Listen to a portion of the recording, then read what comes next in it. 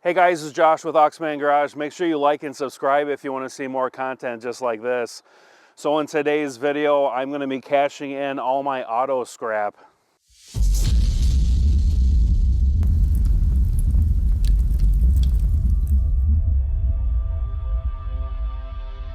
All right, so I part out Mustangs on the side. I buy cars at auction and then I part them out. So when I part out these vehicles, there's a lot of valuable scrap, and then there's not so valuable scrap. So just to name a few, you have catalytic converters. Those are valuable. They have precious metals in them. Lead acid batteries, the lead is valuable. Anything aluminum alloy wheels or aluminum body parts. When you cash those in, you can get a decent amount of money back. We're gonna go through components of the car, kind of show you what's valuable and what's not, and we'll go from there. All right, so your typical automotive car or truck battery is gonna be lead-based for the 12-volt system. Lithium batteries are different, but these lead-based batteries are gonna be in your common internal combustion vehicle. All right, so next we have catalytic converters. These are located right after the exhaust manifold on an engine. These are valuable because they have precious metals inside of them, such as platinum or palladium. Those are located inside. So you'll see different types. This is kind of a cylindrical looking one, and then on older cars, they're kind of flat and they have little stone shields on them. All right, so next is anything with a copper motor. So an alternator is a good example. This charges the battery while the car is running. Here you have a radiator fan. This keeps the engine coolant cool in the engine so it doesn't overheat. This has a copper motor in it. Typically when you go to some of these scrap yards, they're going to want the motor out of this plastic unit, or they'll charge you less per pound for the motor if it's still in this plastic housing. You have like electric water pumps. So this is a heat exchanger pump that has an electric motor in it. You can get cash for that. Another example is a starter. This has a copper bearing motor in it as well. Windshield wipers motors are another example. So anything with a copper motor that has copper in it, you can get cash for those. All right, so next are wiring harnesses. So all these harnesses that go to the engine, transmission, the headlights, they're everywhere on a car. All these wiring harnesses have copper in them. So if you turn it in just like this, the scrapyard will charge you less per pound if you bring it in like this. But if you're gonna take all the wires out and strip them individually so you have bare copper, you'll obviously get the price for the copper. But who wants to sit around and strip all these wires just for chump change? So just get a big pile of this and cash it in like that. And if you have an older car, the spark plug wires, they got copper in them too. Aluminum alloy wheels are worth some money. You want to try and get the tires off the wheel before you scrap them, because the scrapyard might charge you a little bit more for your wheels if the tire is still on them. So in these newer vehicles, you'll find a lot of the body panels are going to be aluminum now. So like for instance, this Ford F-150, the whole body is aluminum. The bed, the doors, the fenders, the hood, all of this is aluminum. I believe the whole frame on the cab is aluminum. So how can you tell if there's an aluminum body panel or a steel made body panel? Well, all you want to do is grab a magnet and test it. So this fender right here is aluminum, and right here on this door, that's steel. So the magnet's going to stick to it. So you can kind of test body panels to see if they're aluminum or steel. Another thing are rotors. These disc rotors on your braking system, these are super heavy, and if you have enough of these, you can go to the scrap yard, you throw them in a big bin while they weigh them. But rotors, yeah, if you have enough of them, get some cash for them. A lot of brake calipers and vehicles are going to be cast aluminum. A lot of the high performance, like a 4-piston, 6-piston calipers you'll see in some performance cars and trucks. They will be aluminum. There are some steel calipers. You just want to take your magnet and just check them out. So this one you can see is aluminum, and then right there the caliper bracket is steel. You can see it rusting. So anytime aluminum starts to corrode, it'll be like a flaky white powder that's kind of developing on the surface of aluminum. You can kind of tell that way too. But yeah, calipers bring in some cash. Some other components in your car that are made of aluminum are aluminum engines, like the aluminum block that's in some of these engines. Aluminum heads. The timing cover on this is all aluminum. A lot of these transmissions now, they're all aluminum. The whole casing right here, the whole cast is all aluminum. You'll see on some suspension components, you have aluminum arms. So those are some other components that have aluminum on them. You can, if you know the whole IRS or whatever engine cradle you have is completely damaged, go ahead and take all those aluminum parts off. You'll see drive shafts. Drive shafts are aluminum. Engine braces, if you can get those off the car, get those aluminum motor mounts, get those off the car. Those are all aluminum. You can get some cash for those. Like I said before, any type of mounts. So these are engine mounts mounted to the frame. The engine to the frame, and then you have a transmission mount right here. These are all cast aluminum. Get some money for those.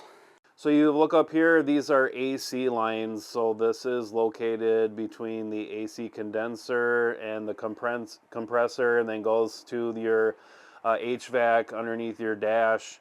So you'll see these aluminum lines are in an engine bay as well.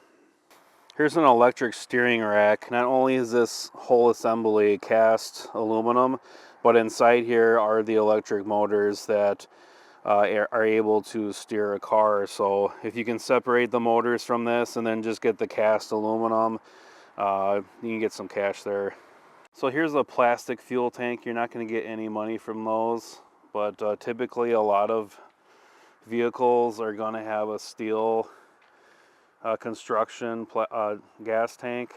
So make sure you use your magnet. Sometimes they'll paint these and you can't tell if they're going to be either steel or plastic. You want to get your little magnet and make sure it's going to stick. Aluminum radiators, heat exchangers, or AC condensers are all going to be made of aluminum. Every once in a while you'll see one made of steel, but these aluminum ones will bring you a little bit more money. Some scrapyards will want you to bust off this plastic on the sides. If you can do that, you can get a little bit more per pound for them. So yeah, these will bring in some money. Got these aluminum heat shields. This kind of protects like fuel lines or coolant lines that are up against the body of the car underneath from like the exhaust or something. So these are aluminum right here. Another thing too is brake lines, coolant lines, fuel lines. Sometimes they're made of aluminum, like transmission cooler lines would be aluminum. This helps with the cooling process, so those are worth some cash too.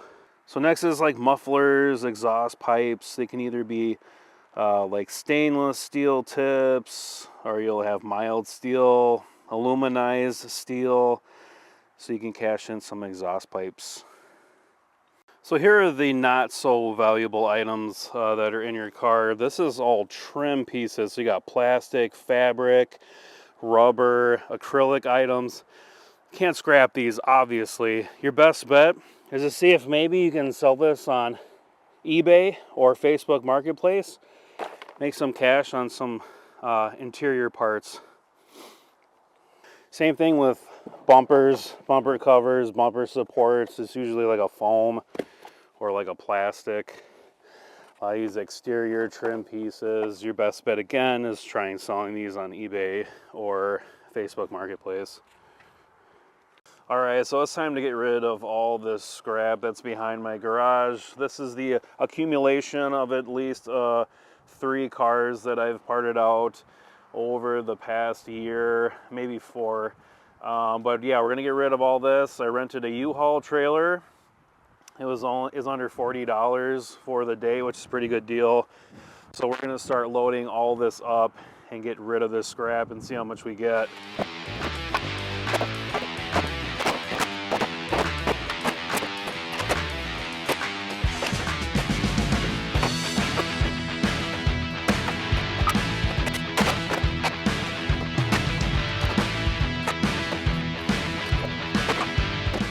All right, so I kind of organized all my piles here. Here is all the aluminum body panels. We got fenders and hoods. Here is a huge pile of wiring harnesses. It's going to be copper. Over here are all my cats. So I don't know if these need to be cut down like this one.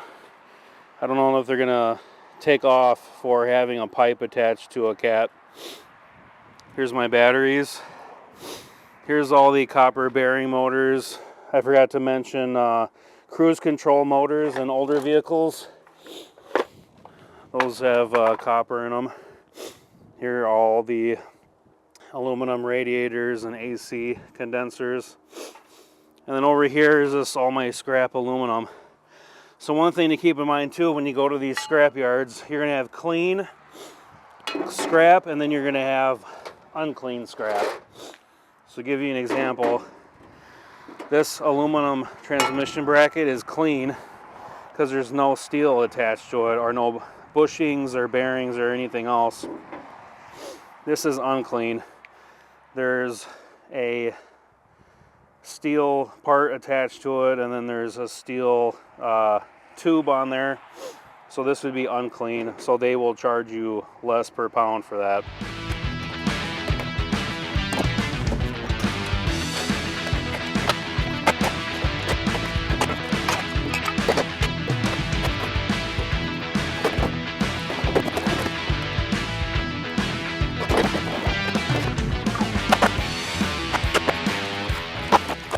All right, so we're on our way to the scrap yard. We're gonna cash in all of this metal scrap that we have in our U-Haul trailer and in the bed of my truck. I also got some aluminum cans and some other old household items like pots, pans, some other metal type items you find around the house that you just want to scrap and recycle responsibly. So I did call around, and a lot of scrap recycling centers are not taking catalytic converters in my area. I live in the greater Milwaukee area, and there has been a lot of theft lately of, you know, guys going under trucks and SUVs, sawing off the cats and trying to make a quick profits. But I won't be cashing in my cat. So I have all that sheet metal, we got the wiring harness, we got all those aluminum body panels and all those bearing type motors, and we're gonna go to the scrap yard and we're gonna cash it in.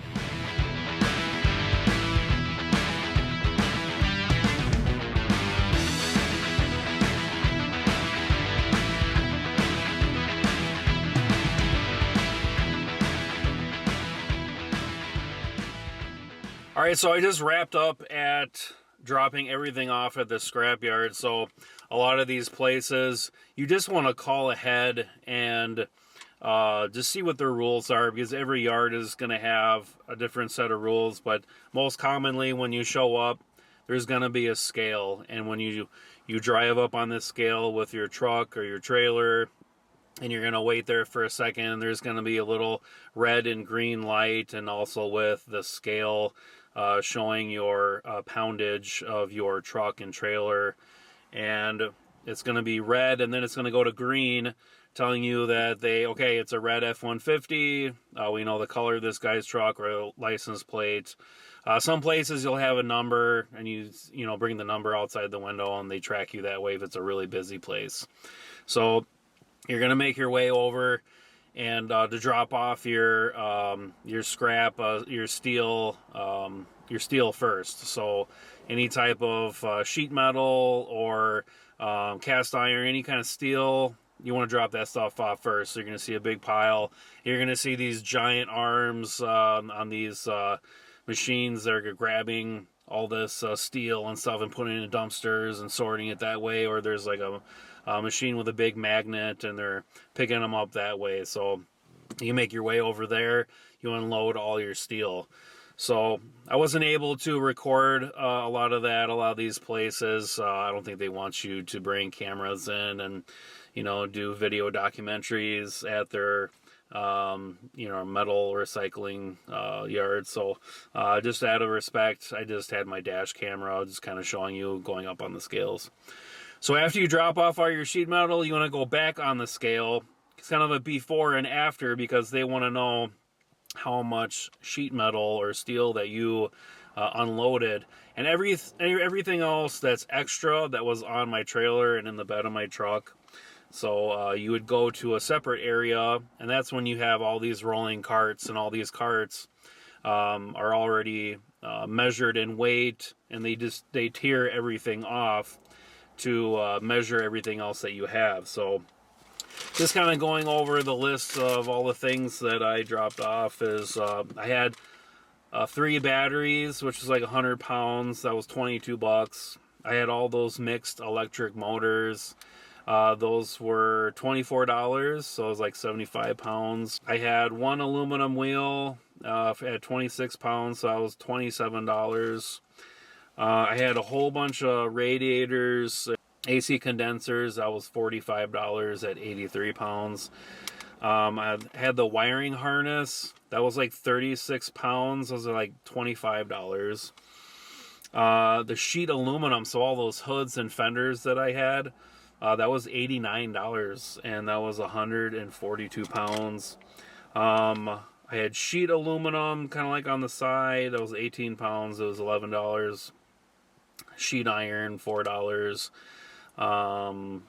And then all of the sheet iron or the steel that was in the trailer that wasn't separated, that was 1,660 pounds for $132, and just a couple other things that they put in there, but my total was $516 for all that scrap, the big scrap pile that you saw. The only thing I didn't cash in was the catalytic converters. So like I said before, a lot of these places aren't taking them because there's a lot of theft in the area and they're trying to deter people from stealing. But it's always good to call ahead and just make sure, hey, are you accepting catalytic converters today or in the future?